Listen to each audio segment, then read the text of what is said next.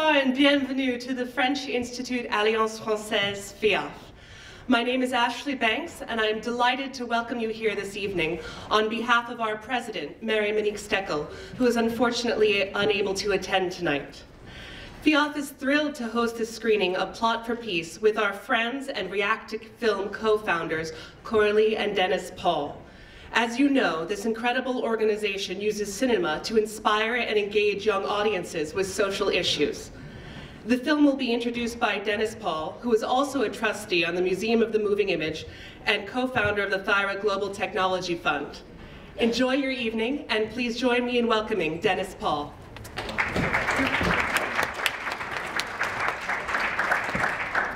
Good evening, and on behalf of the entire staff and board of directors of Reactive Film, I'm so grateful to be here tonight for the New York City premiere of A Plot for Peace. Reactive Film is an educational 501c3 nonprofit that teaches a Common Core-aligned high school course across the country. Part media literacy and part civic engagement, our high school course is aimed at ensuring that America's youth are well informed about and engaged in the important issues of today. And as adults, we'll have the tools necessary to take civic action on the issues that matter to them. Special thanks, as always, to Mary-Monique Steckel and the entire team at FIAF. We're delighted to be back at this essential French cultural center. I would also like to thank our friends at the Hamptons International Film Festival, in particular its founder, Tony Ross, as well as Kim Brizolara, whose family foundation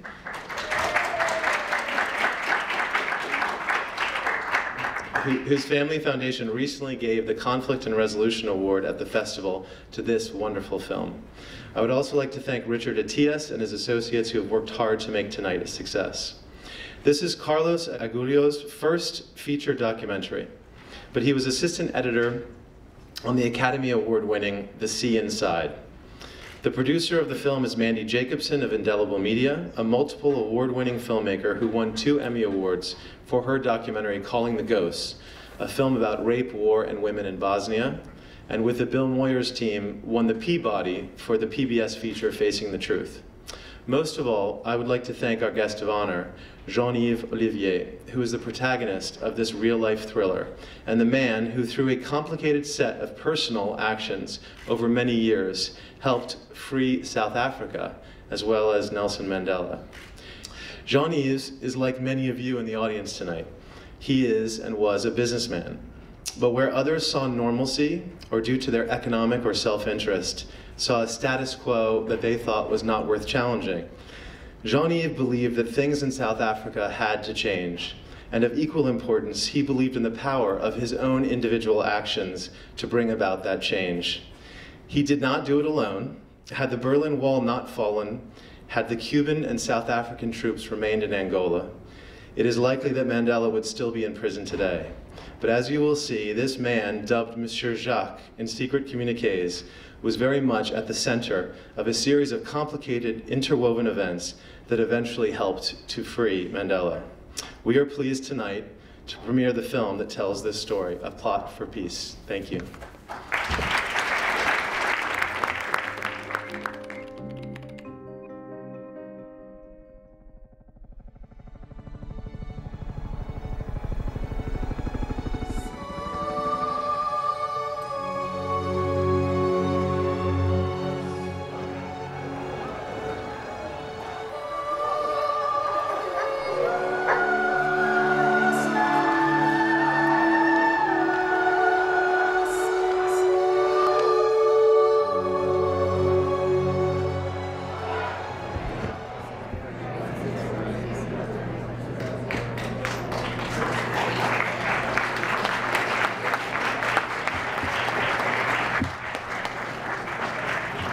So, Carlos, you're from Madrid. Thank you for being here tonight. One of the co-directors, the other director, Mandy Jacobson, was also the producer. But you're here from Madrid, and you're Spanish. You're not French. You're not from South Africa. How do you end up in this story? How does this story begin? What's your involvement? Well, it wasn't me who started the project. It was Mandy Jacobson, who leads this African Oral History Archive. They are not a production company as such, So they basically interview people who played a role in the political change in South Africa, and they have this massive archive where they have hundreds of interviews, and in some of those interviews people mentioned this mysterious character, Monsieur Jacques, and then Mandy tracked Jean-Yves down, convinced him to tell the story, and that's when she contacted me. To my big surprise, the first thing I told her was I was far from being an expert in African politics, and she said it was okay. I told her that my background was more in fiction films. She obviously knew when she contacted me, and she said that she wanted an outside view, somebody who could connect with international audiences, young people, not people that are necessarily interested in political or historical documentaries, but also generally in films. So that's when I found really challenging the fact that they wanted to make this documentary feel like a fiction film or like a political thriller more than a history lesson. And yeah, I found it very challenging, and that's how I got involved. And Michael, you were a political analyst, but we know from the film that you had maybe some deep ties with the American government and the behind the scenes that was taking place. When you were first approached to be a part of the film or to be interviewed, were you concerned about sharing some of this background information? You know, I'm a Europeanist. Most of the books I've written are about Italy. And how many? And in your background and with the American government, State Department, yes, the NSA, how many characters like Mr. Jacques have you come across behind the scenes that were acting on their own volition to try to make change occur? No, he's unique. He's really special. And there are a lot of special characters in this story. I mean, Sassou is a special character. Sassou never gets enough credit for this. And yet I have to say that Sassou, of all the African leaders I met, and I met almost all of them as a result of this, he was the most intense, he was the most disciplined, and he was the most serious about maintaining sanctions against South Africa. He was the most passionate in the defense of Mandela and the desire to see Mandela free. I mean, just think, I mean, you're there in Brazzaville, right across the river, in what was then called Zaire. The airplanes back and forth to South Africa were landing, refueling, paying all kinds of money to the state and so forth, and Sassou would not let a single plane land there. That was either going to or coming from South Africa. And I would say to her from time to time, I said, why is Mobutu making all the money from this traffic, and Congo could use some of this money? Why did they let the occasional plane land? And he said, absolutely not, wouldn't hear of it. So, and then he took all these risks of, you know, talking to people who he thought were the devils. And by the way, that story that Jean-Yves tells in the movie about the buffet, about the crickets and all of that, I heard it from Sassou. Same story, same way, except when Sassou finished telling it to me, he then looked at me and said, and what would you like for lunch? Was Sassou the most, was he as difficult a character to gain his trust, or as it appeared, or was it easy for you? How did you manage to develop that relationship? And how important was it, do you think, ultimately in the outcome of the story? I think Stefan, who is sitting beside us, which is the historical consultant, and who was in Brazzaville at the time of the story, can mostly, and who knows better about that, can answer to that question. Well, I did at the time cover the story as a journalist. I now teach at Duke. I covered it as a journalist and mainly the visible part of it. So Chester Crocker, whom I knew well, and the negotiations, and I thought I had seen it all. And then I went back from Europe. I used to work in Paris and started to teach in America. And I got a phone call. You should never pick up your phone when Jean-Yves rings. I understand. What's a Brazzaville? And he said, well, they found me and I go public, and I would like you to come into this film. And I think there's something very subversive, as you have already figured out, about Jean-Yves, but there's also something quite subversive about the film. When you think about it, as Michael just explained, there's a sub-Saharan African president who's very firm in his anti-apartheid stance. And then you have Jean-Yves, who at the time we would have introduced as a sanctions buster, living in South Africa. And the two come together. And they muster the political courage to start a negotiation, parallel diplomacy, a part of the story that I have not seen and that I have discovered over the past 3 years. So there's something very, and Jean-Yves with his Algerian background goes into South Africa under apartheid, and his preoccupation is he knows that the regime is doomed, but still it has to be overcome. And he looks farther and thinks about the white community. All things that would have been very difficult to explain in the late 80s in front of you.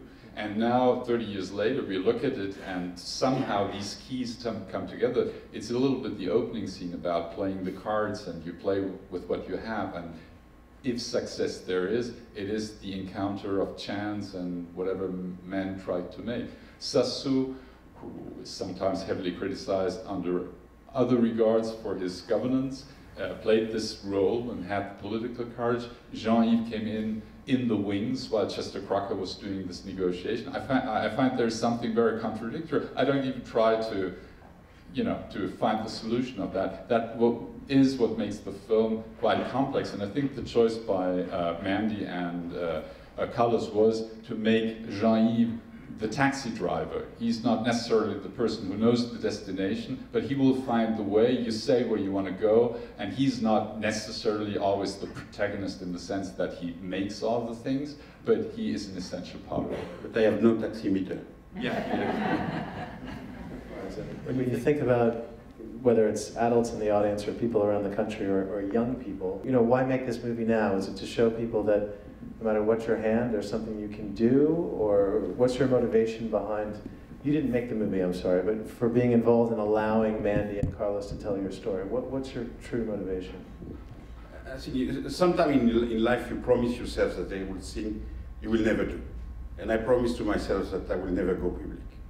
And here I am tonight, you see, don't make too much promise to yourself. No, I think it was time to do it. It was time to do it because some of the protagonists were already getting very old.